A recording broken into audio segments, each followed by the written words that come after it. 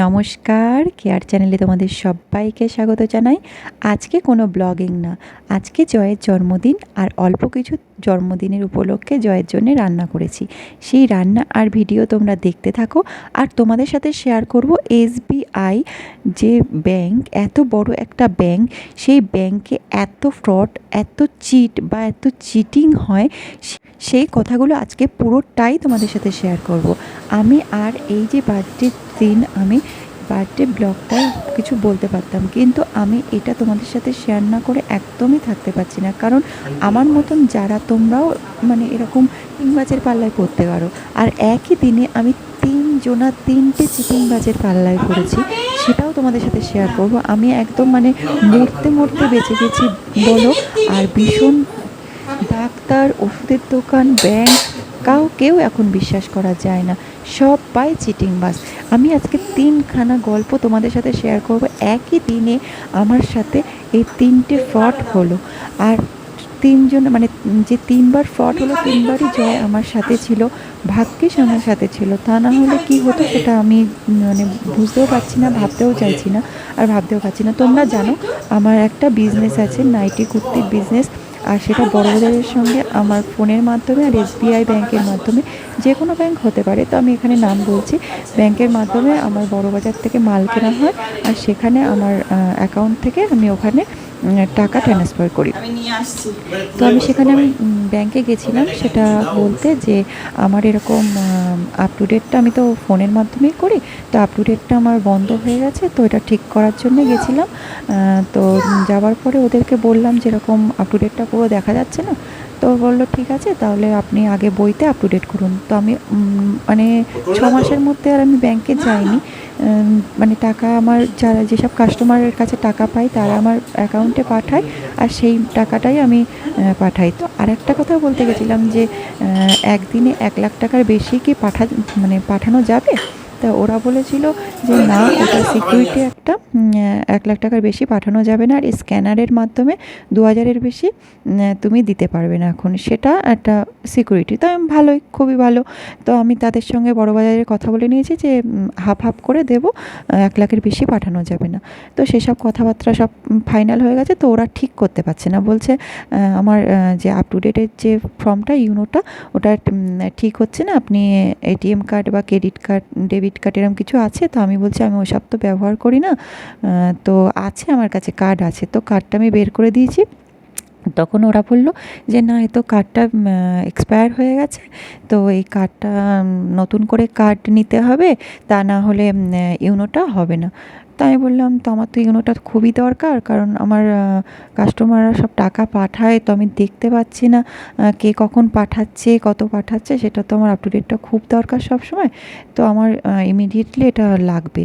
তো এখন আমি কী করব? তো বললো আপনি তাড়াতাড়ি একটা এটিএম কার্ডের ফর্ম জমা দিয়ে দিন, এটিএম কার্ডের একটা ফর্ম, অ্যাপ্লিকেশানটা জমা দিয়ে দিন, একটা ফর্ম ফিল আপ করে, তাহলে আপনার সঙ্গে সঙ্গে এটা বেশ কিছু দিনের মধ্যে, মানে 1-2 দিনের মধ্যেই আপনার এই কাজটা আমরা যাতে হয়ে যায় সেই ব্যবস্থা করে দেবো।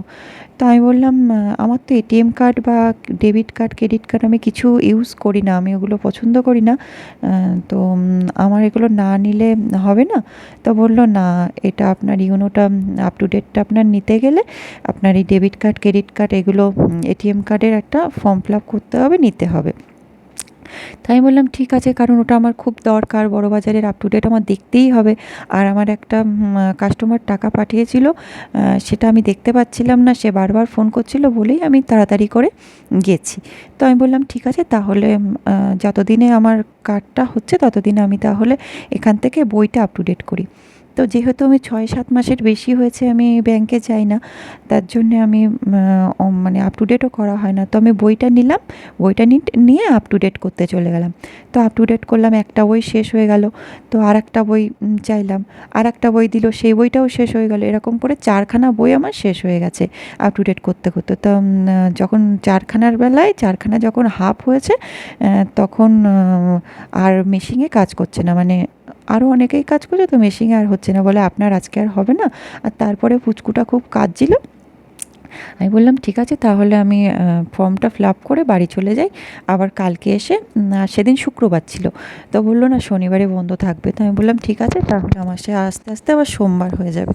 তো আমি এক কাজ করি, এটিএম কার্ডটার ফর্মটা ফিল আপ করি। তো আমি ওদের কাছে গেলাম, গিয়ে বললাম যে আমার এটিএম কার্ডের একটা ফর্ম দাও, আমি ফিল আপ করে জমা দেবো। তা ওরা এটিএম কার্ডের একটা ফর্ম দিল। তো একটা ফর্মটা একটা হয়, তো ওরা ৩ খানার মতো আমাকে ফর্ম দিল। তো আমি বললাম এতগুলো ফর্ম? বলছে হ্যাঁ, ওইগুলো ফিল আপ করে জমা দিতে হবে, তাহলেই কাজ হয়ে যাবে, কার্ডটা হয়ে যাবে। তো আমি বললাম ঠিক আছে। তো আমি যা যা লেখা ছিল আমি তাই তাই সব ফিল আপ করলাম। তো মাঝখানে ওরা 2টো কাগজ ঢুকিয়ে দিল। প্রথমে 2টো কাগজ দেওয়া ছিল, সেই মানে ফর্ম, সেই ফর্মে আমি ফিল আপ করলাম কী কী তোমার অ্যাকাউন্ট নাম্বার টাম্বার হাবিজাবি দিয়ে যা যা লাগে আর কি, সেগুলো আমি সব ফিল আপ করলাম। ফিল আপ করে সই টই করে দিয়েছি। তো ওর মধ্যে 2খানা দিয়ে বলল কি না এইটা দিয়ে আপনি এখানে এখানে সই করে দিন। তো আমি সই করে দিলাম। তারপর আমি সই করে দেওয়ার পরে বলল, তোমাদের দাদা পাশে ছিল, বলল আপনি একটা সই করে দিন আর আপনার ডেট অফ বার্থটা দিয়ে দিন। তো যেই ডেট অফ বার্থটা যেখানে দিল আর নামটা সই করলো, দেখলাম ওখানে নমিনি বলে লেখা আছে। তা আমি আবার বললাম, আমি বলিনি, তোমাদের দাদা বলল যে এটিএম কার্ডে আবার নমিনির সই লাগে নাকি? এখানে নমিনির ডেট অফ বার্থ, নমিনির মানে সই, এগুলো কেন? তা বলছে না বইতে তো না, জমা দিয়ে আসুন, জমা দিয়ে আসুন। তা আমি বললাম তো এখানে ডেট অফ বার্থ আর ওর, বলছে না এগুলো লাগে। বলে টলে আর কিছু বললো না আমাকে, ওটা জমা দিয়ে দিতে বললো। তো আমি জমা টমা দিয়ে তারপরে নমিনি কেন, আমি মাথায় মধ্যে ঘুরছে, তোমাদের দাদা বলেছে দেখে। তো আমি সে বাড়ি চলে আসলাম। বাড়ি আসার ঠিক ঘন্টাখানেক পরে দেখলাম আমার ফোনে একটা টাকা কাটার মেসেজ ঢুকলো।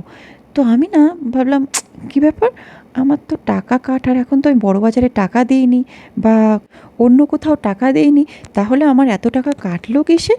তো তারপর ভিডিওটা খুব ছোট হয়ে গেছে, তাই পুরোটা শেয়ার করতে পারলাম না। পরে কি হলো সেটা জানতে হলে পরের ভিডিওতে চোখ রাখো, পুরোটাই তোমাদের সাথে শেয়ার করব, 3টে ফ্রডের ঘটনা। তো টাটা।